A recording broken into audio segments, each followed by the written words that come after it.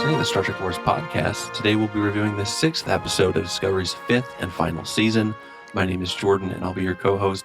Joining me today is my co-hosts. Maybe. But before I introduce them, little do they know, they'll be competing in a 5K. The winner gets to be the co-host for this week's episode, and no fluids are allowed. First contestant, it's Jocelyn. Welcome back, Jocelyn. Woo! Great to be here. From your adventure, and what a banger you picked to come back for. And joining us, it's Jeremy.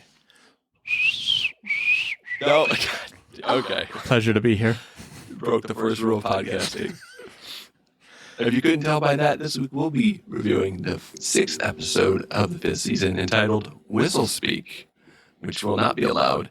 It's written by Kenneth Lynn and Brandon Schultz, directed by Christopher J. Byrne. Captain Burnham must consider breaking the Prime Directive when a local tradition in a pre-warp society threatens Tilly's life. Culber tries to connect with Stamets, and Adira steps up when Rayner assigns them a position on the bridge.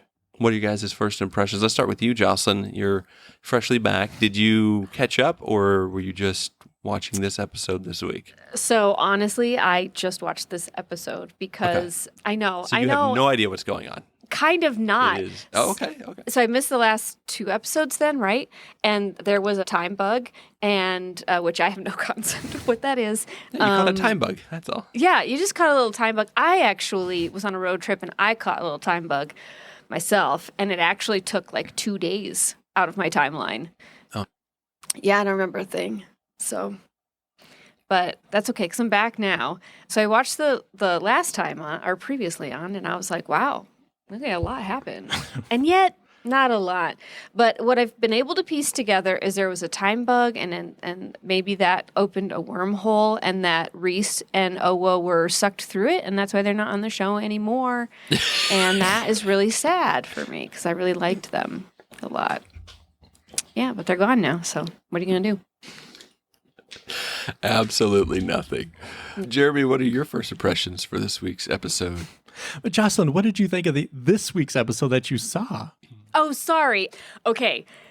I love when Star Trek goes to these planets and encounters these cultures that like just have devolved into sacrificing each other just for like basic needs to be met.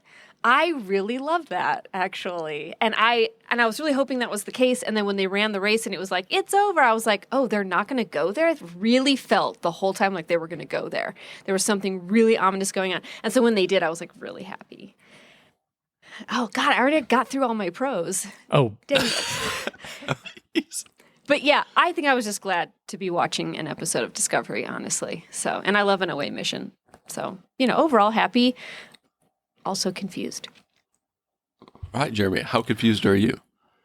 I'm just confused at the level that you guys are taking this episode because I don't get this, guys. At first I wasn't going to be on this week because it's been a bit of a rough weekend for me as well. I broke my toe a few days ago. And before you ask, it was doing something super cool. And I don't know, maybe heroic, that's not for me to say. And if anyone tries to tell you it's because I'm 46 years old, clumsy, and walked into a trash can, that's because they're just trying to make me look bad. And honestly, I feel sorry for them. But okay. I didn't take it off because I knew after watching this episode that it had the potential to be polarizing. And since we do not share notes or discuss our thoughts until we reveal them now on air, I wanted to ensure that at least someone this week was going to advocate for this episode, which I thought was very good, very Star Trek, and I thoroughly enjoyed it. Oh. Thank you. I'm clapping. What about you, Jordan? Well, yeah. You know what? It's interesting that you say that because it is very Star Trek in its plotting, and kind of what I've been asking for is like a little less focus on Burnham, a little kind of side quest away from just finding the thing. That they have a separate mission to do. It's like the definition of a side quest. A little more focus on Tilly this week. We get an away mission on a planet, And I'll be honest with you, the most shocking things in this episode was when Michael Burnham doesn't win the race. I was like, there's no Agreed. way that she does not win this race. And Shocking. so they did surprise me. There's some things that just didn't land for me for whatever reason, but this does have a very Star Trek premise, and it's not bad. I think the main takeaway from this one is just it's not an episode of Star Trek I'm ever going to be like, oh, I really want to go watch season 5, episode 6 of Discovery again. Oh, okay. So those are kind of my thoughts. But let's get into our pros. Nelson, do you have any left? Now, I hate to interrupt real quick, guys. What was that? But I just want to touch on one thing before we jump into the rest of the podcast, Jordan. Yeah. I have an update on the flashing lights warning. Oh, yeah, of course. There was no flashing lights warning at the beginning of this week's episode, which is weird because the episode immediately begins with a 2-minute scene of nonstop flashing lights. I continue to not understand this, but I will keep you apprised of any future changes. So there's a flashing lights controversy that clearly I've been missing out on. Yeah, Jocelyn, Okay. the last 2 episodes have started with a warning that there was intense flashing lights. And we couldn't for the life of us find out where those flashing lights were. No warning this week, but it almost put me to the floor Yeah. the opening moments of the Well, episode. we started out in a space rave. I was wondering what was going on there. I don't know. I guess you got to party at some point, but it's like a weird timing. But Wait, sorry, back to Yeah. your regular scheduled program. And we're back. Jocelyn, hit us with your pros. okay. Normally I start out with the fashion, but I cannot this week. You don't like trash bags? No, Perhaps some curtains? I understand why they started sacrificing each other because, like, really, they had nothing to lose. There was no self-respect going on in those burlap sacks. Sorry, those are my cons. So anyway, that's the reason we don't have fashion. No highlights. dusters? There were none. Just like too many layers and then like not enough layers at the same time. Very hard to do that. No, I thought, like I said, love a good like human sacrifice story. Can't get enough. Do love when people are saved from themselves in that way.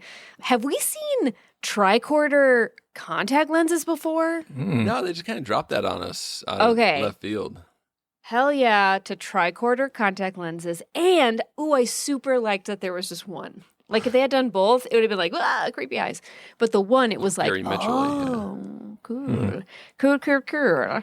And then the fact that they had, like, all these weather stations and that they had broken down and that they had inadvertently created, like, a society that were sacrificing each other. It was, like, very...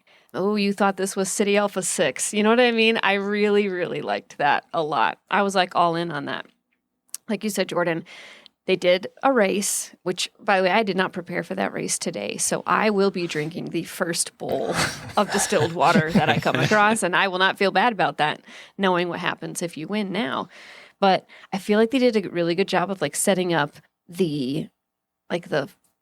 this overall feeling of foreboding around the race. Like you knew something was off. You knew something was wrong. And I really do love that feeling in Star Trek because I know it's going to be okay.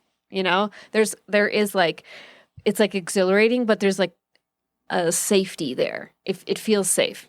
I really liked that. And then Tilly got to win the race. I thought that was so unexpected. Watching Burnham be like, yeah, I'm out. And then like drinking the water and being like, and I'm fine now. I'm going to go find this hide a key rock that's like hiding an entire control panel. I thought that was awesome to let Tilly win. And it tied in with her having like this conflict with her being an instructor and having to like guide these young minds. And like, why aren't kids wanting to go into Starfleet anymore? I think it's because I think I've solved this actually. And this is into my neutral zone. And then this is it. It's because the minimum wage is too high. The minimum wage is too high. Nobody wants to work anymore. No. Distilled water is going to be $25. I know. I remember when distilled water was like $1.29 a gallon, guys. I think it's because in Starfleet, no days off. You come like within a hair's breadth of death way too often. transporters, scary, just scary. All of your atoms being pulled apart and then reassembled. Like, how does that even work? And then I just like, it's hell for your personal life. So I think all the kids are on space, Twitter, they're on space, TikTok, and they're like, Starfleet's not it. We're going to become space fluencers or like whatever the new thing is. But like, Starfleet's got to get cooler, The costumes aren't enough anymore. So that's just my advice to Starfleet, to get the kids to join. That's Jeremy. it. I'm done. Other people go now. What did you like about this week's episode, Jeremy? I love how small this episode is. And sure, when we can argue that with just a 10-episode final run, not enough might have happened this week. And episodes like this are probably better suited for a 26-episode season. But I kind of missed that about Star Trek. And I was pleasantly surprised that it did actually happen. And I enjoyed that they had the guts to slow things down, to do a good old-fashioned classic Civilization Prime Directive feel-good story. I mean, with sacrifices and stuff, but it's a weird story about some forehead of the week whistleblowers that are some super nice, but also they sacrifice people to gods. Friends, that's just good, no-nonsense Trek. The Snowdenites. Yeah. What? Michael, of course, is leading the away mission, but she's brought along Tilly, which is great. And once again, that leaves Rayner in charge of the bridge, with Adira's first time on being a part of that. I really like that. And Jocelyn, if you'd watched the last 2 episodes, you'd also be fully on board the Rayner train like I am. Yeah, so he gets better. Like, I didn't mention him because I tend to forget about him. I don't even remember his name, but he was nice to Adira, and I liked that. Yeah, you just kind of, you got to watch the plot progression. Jordan thinks took a while to get there, a lot of similar plot beats, but I really like where we're at with him now. Okay. And I understand where Adira's coming from here, unnecessarily blaming herself for bringing the time bug on board. I get it. Chelsea and I got married in late February 2020, and on our honeymoon, we went up to a quaint little ski town in Colorado with what we thought was really bad flu, because this was about a month before America shut down because of COVID. Well, it turns out we actually had COVID and ended up eradicating the entire town because it was filled with nothing but 80-year-old people with compromised immune systems. So, wait, the healing bowls did nothing for them? I wish this episode had come out before that. And I too wish we had healing bowls back in the height of the panini, because that could have really helped. And honestly, Jocelyn, there were some people Chelsea and I probably could have saved, but the Prime Directive, you just had to let them die. You're right. So, hey, what are you gonna do? Yeah, Adira, I see you. Neither of us should feel bad or have one more terrible night's sleep knowing we sent so many good people to hell that week. On the plus side, Chelsea and I did get an entire sledding hill to ourselves one night because no one else in town was physically able to leave their beds. When they worth it. Also, Jordan, I don't know if I could do the race either. I did just break my foot, but honestly, if we're being truthful, that probably wouldn't have changed much of how I would have done in the race anyway. When they ate one of them dust bursts before the race, it basically made them the same level as me when running. So again, I felt very seen. Was that a salt cube or it was a dust cube? Yeah. It was made of dust. Unclear. Seems unnecessary. Yeah, I mean, running already sucks enough. Like, seriously. You're on a dust-filled planet. You don't have to eat the dust. Yeah. Eat my dust. Oh, it's metaphorical. I think so. Now I get it. They speak in metaphor. Anyway, I still love me some Rayner, and his guidance in helping Adira I thought was wonderful. And it just means more when he smiles at you, because you know you've earned it. Everyone's going to smile at you on that ship. It don't mean anything. They smile at you regardless. I'm not saying it's good to be mean all the time, so people have to earn your trust and happiness. But Am I saying that? Anyway, I like Rayner a lot. And I can't have this be the only season of Rayner. If he's not the new head of Starfleet Academy in the next show, I'll be super, super depressed. Oh, really? Yeah, you got to watch those 2 episodes, Jocelyn. It changes everything, right, Jordan? All right. Okay. Everything. Yeah. Big pro. Tilly, the queen of endurance, was really good. The plot would force Michael to veer off from the race and give her the moment in the spotlight, which I was super hoping would happen, and I'm glad that it did. I mean, this is what she does. She wins races when imaginary friends are driving her crazy. She wins races after swallowing a dirt pill and even helping a rival die along with her. Like, she just wins. And poor Rava Oli, which is her last name, Oli, because that's just the credits. So Ravioli. Oh. What? Her name's Rava. Her last name's Oli. Don't bother looking it up because it's on Paramount Plus and they don't let you pause and rewind. You'll never. They don't let you find do it. anything, really. You can barely watch.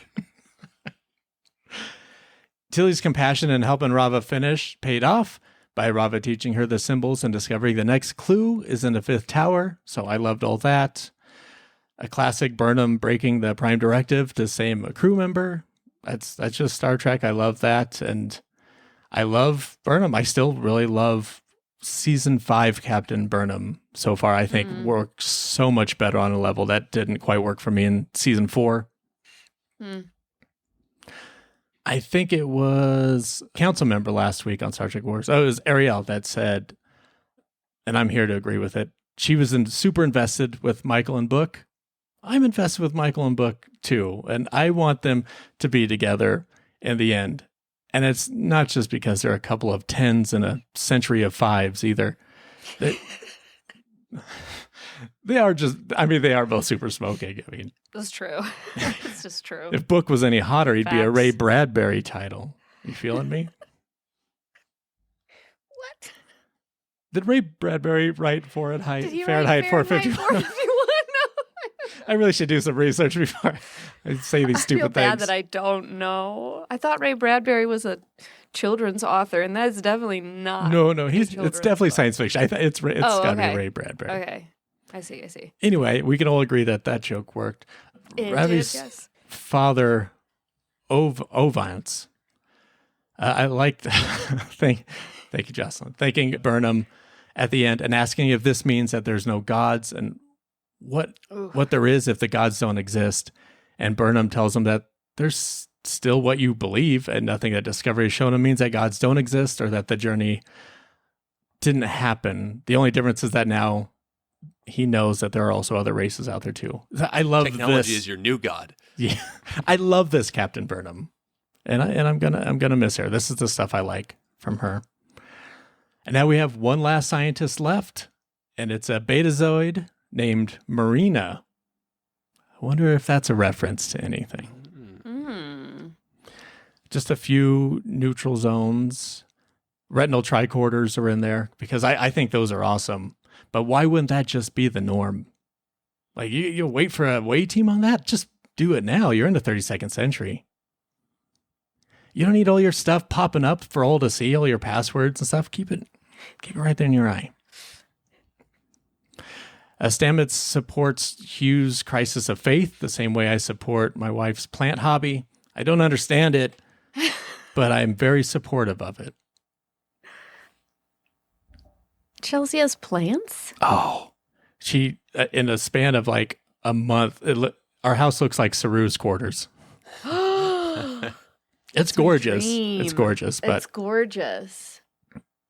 I don't Do you understand have any. flies though, like little gnats. Do you have gnats? No, she has a system of killing those.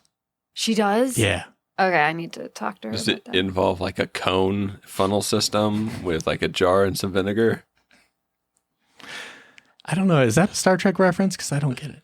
I No, don't get it. no, that's just a thing people do. Oh, that's why I don't get it. Oh, It's okay. not a Star Trek reference. That's all I got. Jordan, what about you? Let me grab my legal pad here. Oh my god! All right, That's real paper. it's a blank piece of paper. Wow, where did you get paper? Well, it's I'm a resourceful Such a man. throwback. That's all you're gonna That's all you're gonna know about me. 3 seasons in to my character arc.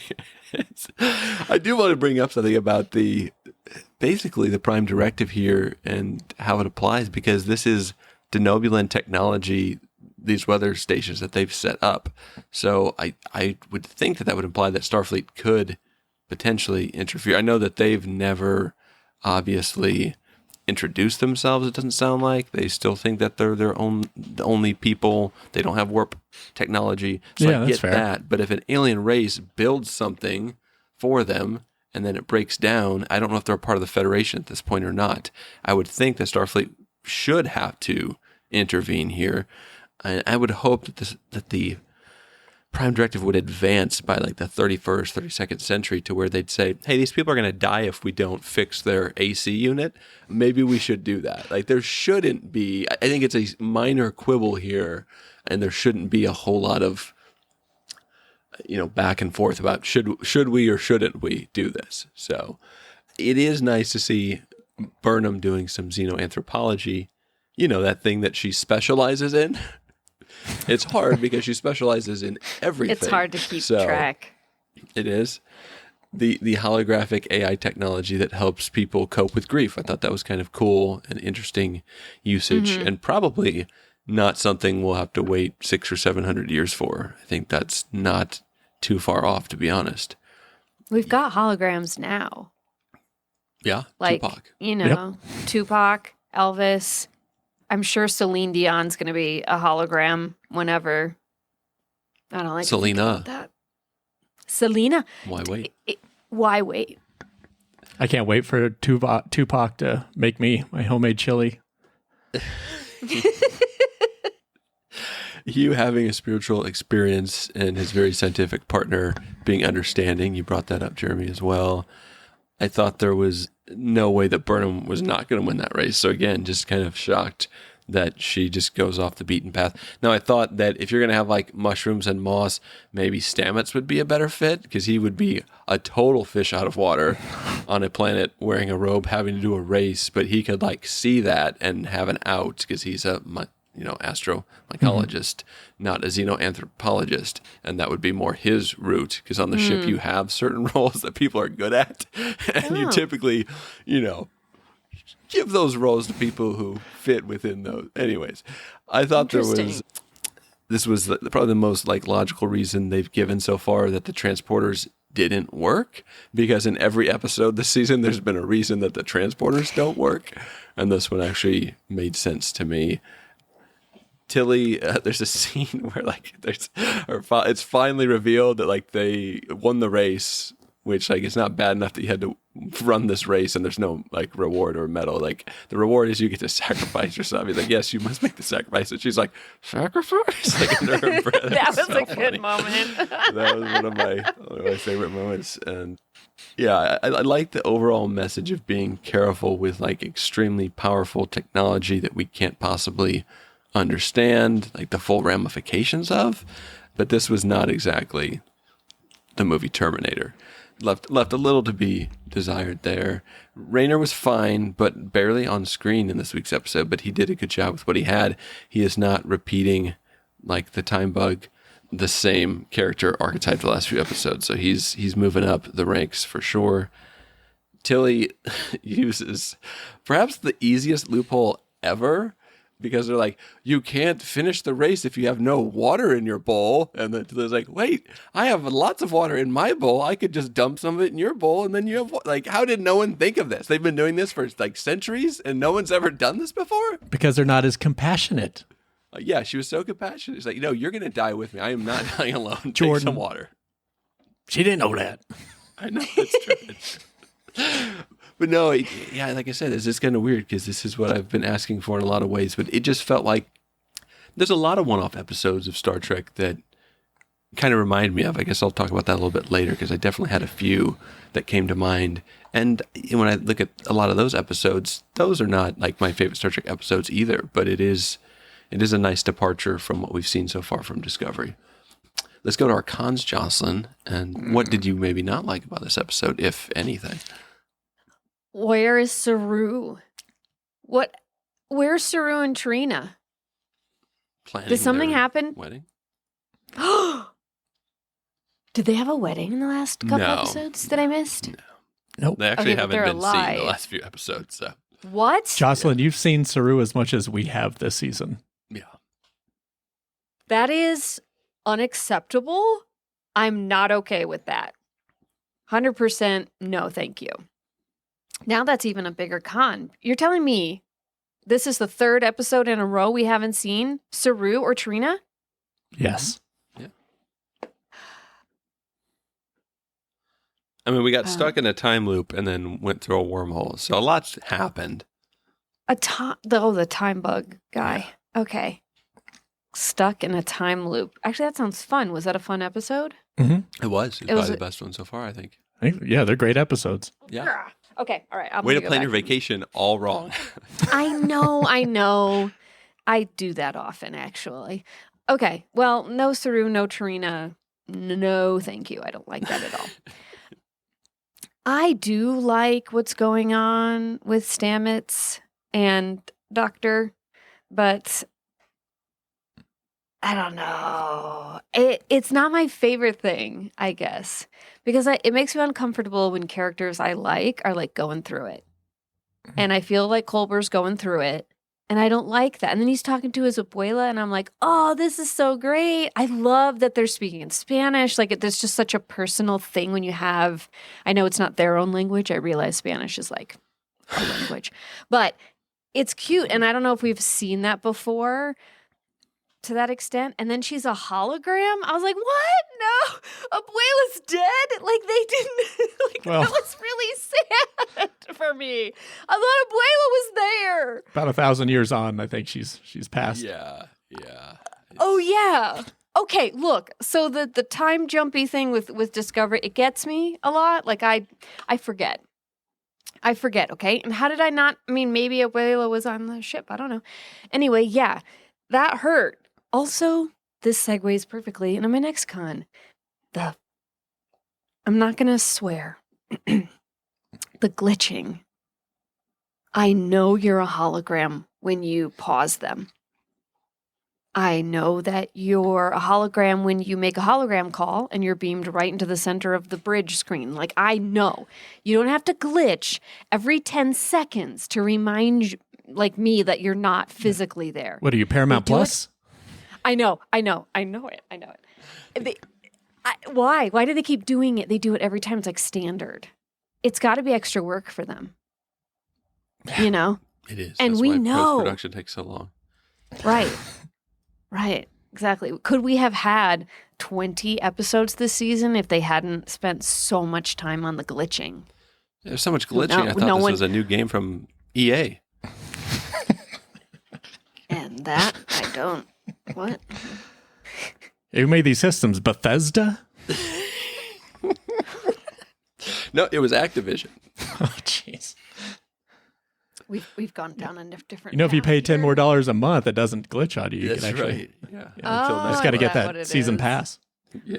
You know, I firmly believe that Paramount Plus was devised to bankrupt Paramount so that they could just like because they're just probably losing money and they, could declare bankruptcy out of it. The same way that like HBO or Max or whatever made that entire Batgirl movie and then just and edited it and packaged it and then just didn't release it because it would save them money. I think it's actually the plot of the producers too, isn't it? They make a terrible play and so that's what Paramount Plus is. They were intending to lose money on that. And instead the three of us just watch it religiously and we're holding it together single-handedly. Yep, this podcast saved it. Yeah. And saved all us? of you listeners. I'd like to think they saved us. Yeah. Oh, go on. All right. I don't like when people suffer, and I don't like that Abuela is dead. That makes me sad. Booker, what's he doing? What is his purpose in life? I'm sure I saw in the previously on that he had a lot more action going on in a previous episode that I did not yet watch. But this episode, like, he's playing video games. He literally is. Yeah, that's true. Yeah. That's why Is me this and the Jeremy best made so many use- video game references, of course. Yep. Oh, that's what that was. Good job, guys. Good job. I have a PS5. I'm cool, okay? I just don't get the lingo. Yeah, like, is that really the best use of his time? I love seeing people in Starfleet again, or Starfleet adjacent, I guess, in his case, having downtime, but like, not when you're a pivotal character and that's the only thing you're doing in the entire episode. I'm shocked Michael didn't bring him to run the race. Shocked as well. Delighted. They need time apart, but like, also your girlfriend or like ex-girlfriend or like whatever, the woman you love is down on a planet right now, and like that should be cause for some anxiety. And playing video games is a great way to distract yourself from that, but like, I don't even know if that was what was going on. I believe the proper term is captain with benefits. Oh, cool. And Jocelyn Book has had some great scenes and episodes recently. Be very sorry you missed them. This is probably the least he's been in this season. I feel like you're lying to me now. I feel like you guys are just making this up. No, what is it? Episode 4, Jordan? I have that as maybe my favorite episode of Discovery in the last 2.5 seasons or so. There's a shirtless book or a jacketless Sorry, book. what now? As Jeremy said. Yeah. It's a book without his cover, and that's not the reason I gave it such a book. It's not the reason I gave it such a high score, but it didn't hurt. How far into the episode? The whole episode's great. Okay, but like, does the jacket Timestamps, Jeremy. Could you just like save me some time? We'll talk I can't later. fast forward. It's Paramount Plus. I'll give you a timestamp when we talk about plants after. Okay, great. Those are my cons, honestly. I'll cut it off there. I overall did like this episode, though. I just, and as referenced earlier, Reese, Owo, Detmer, where are they? Aren't you ready for the secondary bridge crew? We got 4 episodes left. We gotta get some more screen time. I don't know who that for these Bajoran folks. is. I've never met that Bajoran in my life. I don't care about that Bajoran. Yet. Outside of yet. Don't be snoring on that okay. Bajoran.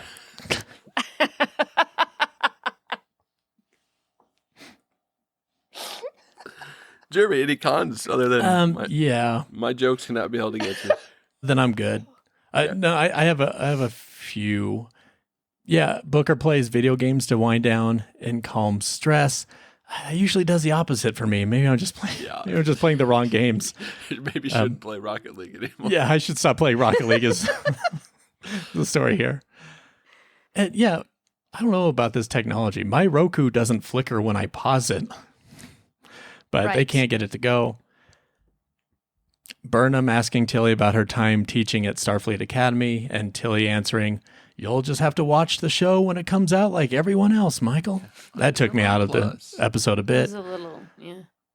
And yeah, Jocelyn, this is my big one too. No Owo, no Detmer, no Saru, no thank you. And shout out to you, Jocelyn, for mentioning Reese. Yeah. Him too. He had, Me too. believe it, you're not think I'm lying, Jocelyn, but he had some big moments See, I just last don't week. know. And I know this sounds like a lie. It's too much. It really happened. We could have put together a whole like true or false game for Jocelyn. For the last Possibly Seriously. be. I know. I should have. It sounds like a lie coming out of my mouth, but it's true. Yeah, that's all I got for cons. What about you, Jordan? Well, are you guys ready for the best episode of Star Trek involving altering weather patterns on an alien world since Let He Who Was Without Sin? Seriously, though, this did feel like a mix between Let He Who Was Without Sin and the Paradise Syndrome and a dash of First Contact, the episode. I don't know. It does a lot of what Star Trek's done before, but I didn't feel like the overall, I guess, issue with fixing a weather station or not to do it was that pivotal or really that thought-provoking.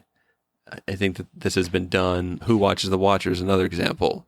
A really cool way to do that. And then this whole, planet and all their beliefs are questioned when Picard comes down there, and like he's a god to them now, and they'll have to deal with the ramifications. Discovery just doesn't go that route, and they don't have to do the same thing, but I thought they could have handled this a little differently. Not the most eventful episode, but I guess that's more of a neutral zone, kind of like you said, Jeremy. I don't mind, and this kind of something I've wanted from Discovery, but it's just weird timing that they finally slow things down and give us this one-off, like 4 episodes from the end. Whistling, definitely one of the worst things to listen to repeatedly on a show. Terrible. And coughing. And you get coughing lady to start the episode. And at first I was like, oh, this lady just can't act. I was like, no, she actually can act fine. She just couldn't fake cough act at the beginning. And then I tried to listen to one other Star Trek podcast this week, and they started it by whistling. So I turned it off. So please don't do that with our show, because we definitely don't do that. I'll go back and edit my. Does my not bit out. translate well Yeah, when you take full that out, on Jeremy. whistle. I'll make it where my opening is I cough instead of whistle. Just put in the Andy Griffith Show intro. We'll be fine. The last leg of the race is to walk 5 feet with a bowl of water. Like, that just didn't hit. They're at the finish line. They're like, oh, you could finish, or you could have this bowl of water. It's like, yeah, you can just carry it 2 feet and then drink it. Like, what? That was a little anticlimactic and very weirdly shot. And I knew that they were going to sacrifice the winners of the marathon, as if having to run a marathon isn't punishment enough. I once entered a 5K, Jeremy, and it was going great until I found out about 3 miles in, it was not a 5K. It was a 5-mile run. So instead of 3.1 miles, there was another almost 2 miles to go. no. So that was the first and last time that I have ran a 5K.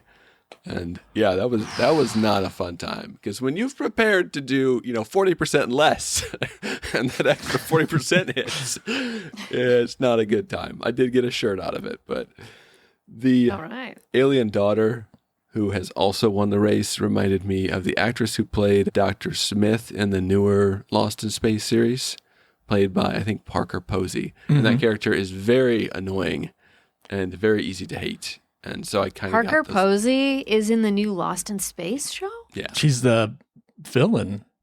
Yeah. Yeah.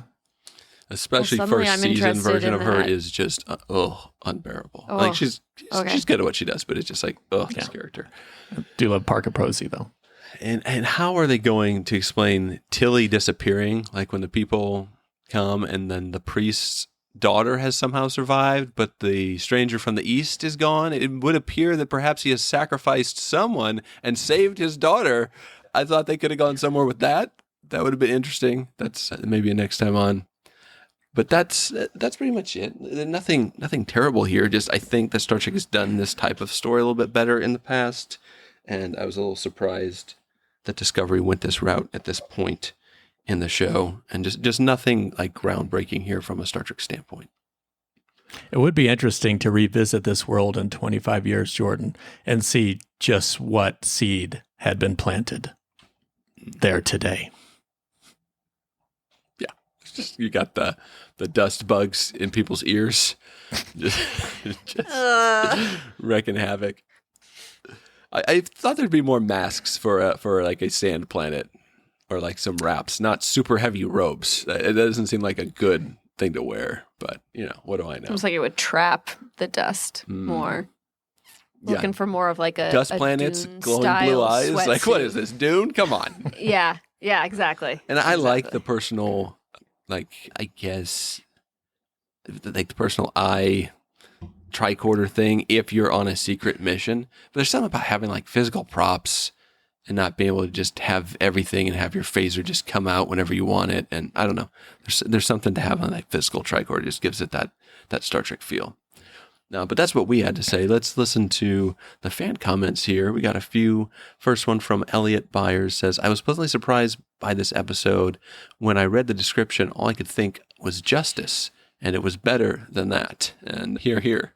Now, Yes. that could actually be applied to any episode of Star Trek pretty much, with a few exceptions. But yeah, Jocelyn, if you don't remember Justice, it's the one where Rick Berman and Gene Roddenberry get together and say, hey, what should they wear on this planet? Absolutely nothing. And it's just scantily clad men and women in Speedos running around. And Wesley Crusher steps on some flowers and gets the death penalty. Sorry, both men and women Yes. are scantily clad? Yep. And they're like, we got to kill That's Wesley very because he stepped in un-Berman-esque. Chelsea's flower bed. And then and Do Picard's remember like, this you know one. what? You're probably right. Like, let's just go through your process. Yeah, the way you described that, Jordan, that actually sounds like a great episode of Star Trek. It does, yeah. Just naked men and women, and Wesley sentenced to death for stepping on a flower. What could have been? wow. Getting all the highlights. Chris Roel says, after redeeming episode 4, the next two have sent me back into discontentment slump. It's not bad by any stretch of the imagination for me, but it's not great either. So it sits in the middle with a very average 5 thirsting compeers out of 10. And lastly, Garrick Long says, I don't see how Burnham was not picking up the sacrifice hints that were being dropped. Could have avoided Prime Directive issue. And did they fix the other water machines? That's a good question. I assume that they did. I would hope that they did. And yeah, they are like, yes, are you willing to make the sacrifice? If you win this race, you'll make the ultimate sacrifice. They're just like, oh yeah, I like sacrificing. Like, woo. Jordan, did you say that last comment came from Garrett Wong himself? Yeah, yes, Harry Kim himself. Garrick Long. That's still pretty awesome. Very close to Garrett Wong. Garrick has a better chance of being promoted, though. Now it's time to rate this episode. Jocelyn, we'll start with you. What do you give Whistlespeak? I give it a 7. Yep. Okay, Jeremy. I forgot to write down something clever for that. I and forgot to I say thought I'd what think my of it in the rating was moment. last week, Did you really? which was I was going to go with boiled cakes, but Oh, That's good. I'll do 7 singing bowls. ooh, Oh, that was. What'd you 7 think of that songs scene singing. with the dancing the dust out? What'd you guys think about that? It's okay. I'd try it, honestly, at this point. I liked it. It was weird. It's It was weird. different. It was shot interestingly. Yeah. It's weird when you find out there are people who don't believe that singing bowls exist, That's even though you true. can see it in the episode and it's Mhm. curing You COVID can right buy in front 'em of your online. eyes. Like, I know, but there are people out there that are saying singing bowls aren't real and it's a way that the government's spying on us. Ridiculous. So, I don't know. It's just something to think about. I think it's just Ovance trying to sell his dirty bowls to the public. I'm Yeah. not buying it. Yeah. Okay. If I get dust in me, it's supposed to be there. Right. Yeah, your body knows what to do with that dust. It'll take care of it on its own. You don't need no singing bowls. Granted, I'm coughing because of long-term dust, but I'm sure it'll be fine. but that's just what happens. Yeah. I got 2 for my score. I could give you 1, Jocelyn. I got 2 things I used for my score this week. Okay. I'm giving it a 7 also. 7 denobulins mentioned, but no flocks given. Or 7 when Tilly helped Rava, I got a little dust in my eye. Oh. I'll take that one. Okay. I like that one. 7 flocks of seagulls. All right, so you gave it a 7 as well. Yes. I am going to give this a 6. 6 handsome human brains. Thank you. The average overall score. Someone say Captain Baudet of a 6.4. What'd the council give it? The council is a score of a 5.6. So little down on this week's episode. So we like Discovery way more. All of us. I've always said that. Jocelyn, what happens next time on Star Trek Discovery? Next time on Star Trek Discovery, the time bug is back. Oh, no. And as time bugs do, and I know what they do, they are thrown into the future like 100 years, and they return to this planet to find that all of the weather stations have malfunctioned because when the guy came down with his daughter, predictably no one believed a thing he was saying, and so they sacrificed him, and everything failed. And it is an entire planet of sand and sun, and there are these huge worms that come out, and it's crazy. Yeah. You gotta watch out for the worms. Step lightly. Yeah, that's what happens next time. I thought that was a Survivor theme for a second. Survivor Tomato, Arrakis. Who's going to finish this race eating a whole handful of dirt? Yeah. Oh, God. Jeremy, what happens next time on Star Trek Discovery? For the next clue, Discovery must blend in with another pre-warp culture. But this time it's super easy for Michael, even more so than everything else has been, because this civilization only talks in quiet tones. In the episode, Whistlespeak. Oh, no. I'm going to love it. I'm going to watch that episode. I'm going to watch it, and I'm going to love it. I majored in Whisper. I have two next time ons. Burnham and Tilly are surprised by a group of hooded individuals with bright yellow eyes. They offer to sell them droids who are fluent in Whistlespeak. Oh, Dinny. And then, with his new instruction manual and power endowed upon him by Michael, the priest seizes power and is able to control the populace. He also gives himself the title of the Bringer of Rain. Yes. Of course. That's so sad. Yeah, little loophole there in Michael's plan. Like, maybe don't give the ability and the tool. Don't just send one guy to trade school. Like, everyone else needs to maybe know. Everyone should Yep. know You just how to went from fix the priest weather to mechanic machine. overnight. The Lord spoke to me, and I am the bringer of rain. I also thought a little design flaw to have like your system where you're sacrificing people to bring rain, to have like no roof on it. Like they could just you either burn to death or you're gonna drown. Like I guess it's just a nice fail-safe. Maybe it is a great design. Yeah. My bad. Is that what happened to all the bodies? Yeah, they just wash away. The rain just washes them away. Yeah. It's kind of gruesome if you think about it. Oh man. Well, that's what we had to say about this week's episode. We'll be back, Jocelyn and Jeremy. There's only 4 episodes this season and of Discovery in general. I looked up the title of next week's episode. The 7th episode is entitled Iraga. We'll find out if it's maybe Return of the Iraga. King. I don't know. Yeah. Gesundheit. So. Maybe it's a Klingon thing. I'm not sure. Oh. But we'll find out next week. Thank you for listening, computer and program.